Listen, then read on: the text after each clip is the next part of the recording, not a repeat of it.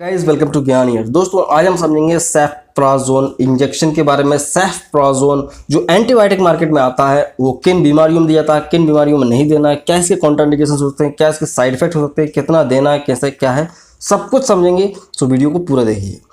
तो यहाँ पर शुरू करा जाए दोस्तों, सेफ्ट्राजोन ये एक एंटीबायोटिक है जो कि जाहिर सी बात है बैक्टीरियल इन्फेक्शन में दिया जाएगा। ठीक है, जब भी कोई भी इन्फेक्शन हो शरीर के अंदर बैक्टीरिया की वजह से तब इस इंजेक्शन को लगाया जा सकता है। ठीक है, तो ये जो सेफ्ट्राजोन है ये बेसिकली क्या है, सेफेलोस्पोरिन ग्रुप का एंटीबायोटिक है।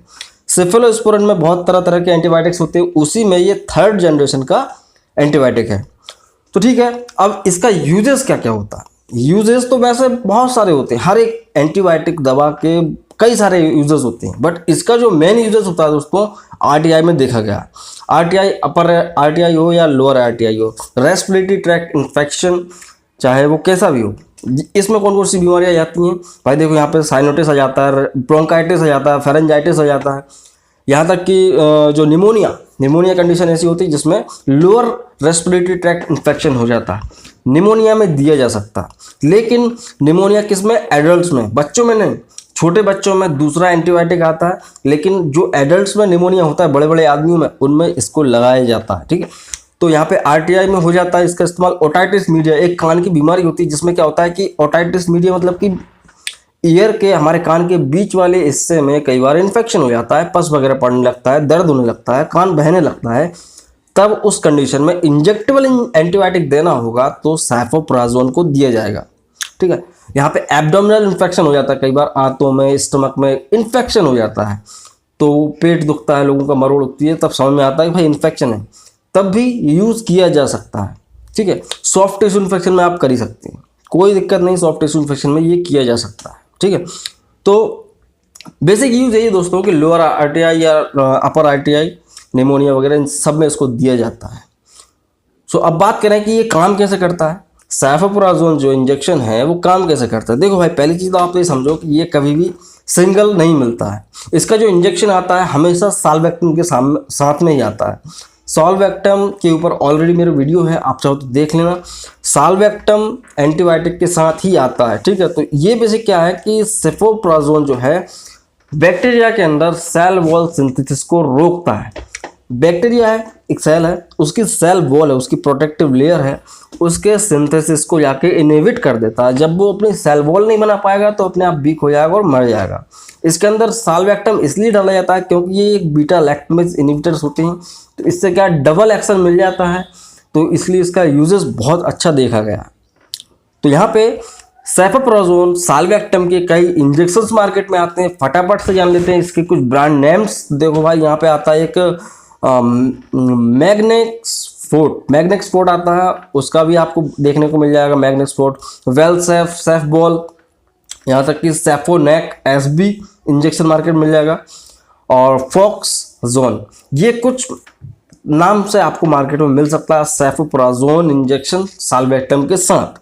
तो ये तो होगा दोस्तों इसके यूजेस, ब्रांड नेम्स और ये काम कैसे करता है। अब समझते हैं कि इसके कुछ कॉन्ट्राइंडिकेशंस कि भाई किन लोगों को नहीं देना। देखो भाई, अगर किसी को प्रेगनेंसी है, महिला की प्रेगनेंसी चल रही है, तो वहाँ पे बहुत ही सावधानी पूर्वक दिया जाता है, दिया जा सकता है। सेफेलोस्पोरिन ग्रुप के सारे एंटीबायोटिक सेफ ही माने जाते हैं अधिकतर प्रेगनेंसी में, बट वो गायनेकोलॉजिस्ट के मॉनिटरिंग में दिया जाए तो ज़्यादा बेहतर होता है। उसके अलावा ब्रेस्ट फीडिंग मदर्स को भी दिया जा सकता है, बस सावधानी पूर्वक। उसके अलावा किसी को एलर्जी है पर्टिकुलर सेफेलोस्पोरिन ग्रुप के एंटीबायोटिक से तो उसको नहीं देना, अदरवाइज उसको और ज़्यादा रिएक्शन शो होंगे। उसके अलावा लिवर की प्रॉब्लम है, किसी को पीलिया है, किसी को हेपेटाइटिस की समस्या है, लिवर में कोई भी समस्या हो, लिवर सिरोसिस हो रहा हो, फैटी लिवर हो, तब नहीं देना है। ठीक है, अब बात करते हैं इसके कुछ साइड इफेक्ट्स की। देखो, अगर किसी को आप दे रहे हो तो साइड इफेक्ट क्या क्या हो सकते हैं। साइड इफेक्ट तो वैसे बहुत कम होते हैं, लेकिन होते ज़रूर हैं।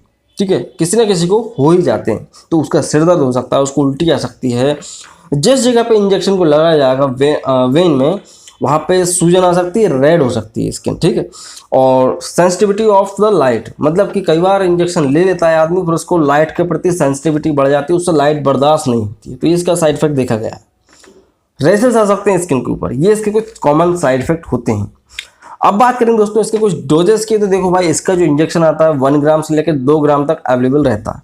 1 ग्राम का भी मिल जाएगा, 1.5 ग्राम का भी मिल जाएगा, और 2 ग्राम, मिलीग्राम नहीं, ग्राम। सो लगभग 1000 मिलीग्राम, 1500 मिलीग्राम और 2000 मिलीग्राम में ये अवेलेबल रहता है। तो यहाँ पे बात करें इसके डोज की, तो देखो भाई किसी भी व्यक्ति को, कोई भी एडल्ट व्यक्ति जिसका 50 किलो वजन हो, उसको आप 1 ग्राम से लेकर 2 ग्राम तक दे सकते हो। नॉर्मल डोज है, 1 ग्राम का इंजेक्शन लगा दो या 2 ग्राम का इंजेक्शन आप डायरेक्ट लगा सकते हो नस में, ठीक है। ये इंट्रावीनस इंजेक्शन लगता है और मैक्सिमम से मैक्सिमम डोज जो रहता है दोस्तों इसका 4 मिलीग्राम रहता है, सॉरी 4 ग्राम रहता है। एक दिन में 4 ग्राम आप दे सकते हो, इससे ज़्यादा नहीं देना, अदरवाइज दिक्कत आएगी। तो चाहो तो सुबह 1 ग्राम दे दो, शाम को 1 ग्राम दे दो, या सुबह 2 ग्राम दे दो, शाम को 2 ग्राम दे दो। वो डिपेंड करता है सीवियरिटी के ऊपर कि सपोज किसी को निमोनिया हो रहा है, निमोनिया कंट्रोल नहीं हो रहा, बहुत ज़्यादा बढ़ गया है, तब उसको ज़्यादा डोज देना। अगर किसी को ब्रोंकाइटिस बहुत ज़्यादा है तो आप बढ़ा सकते हो। तो इसका खींच के चला जाए तो इसका डोज जो रहता है 7 दिन से लेकर 14-15 दिन तक चला जाता है। यहाँ पे भी क्या है कि अगर किसी को आराम मिल गया तो आप बंद कर सकते हो। तो वो डिपेंड करता है सीवियरिटी के ऊपर, ठीक है। सॉफ्ट टिश्यू इन्फेक्शन में भी यही होता है, किसी को इंजरी हो गई है, वहाँ पे कुछ पक गया, घाव वगैरह हो गया, पस हो गई है, तो दूसरे एंटीबायोटिक आपने दिए थे उनसे काम नहीं बन रहा है, तो आप सेफ्ट्रोप्राज़ोन को भी दे सकते हैं साल्वेक्टम के साथ में IV इंजेक्शंस, तो भी ये काम कर देगा। कई बार सर्जरी के बाद टाँके वगैरह पक जाती हैं तो उसमें भी ये इंजेक्शन ही लगाया जाता है 2-2 ग्राम का। सो खैर ये होता है दोस्तों सेफ्ट्रोप्राज़ोन। आई होप कि आज का वीडियो आपको पसंद आया होगा। पसंद आया तो लाइक करो, नए चैनल पर सब्सक्राइब करना है। सो मैं मिलता हूँ अगले वीडियो दोस्तों। जय हिंद, वंदे मातरम।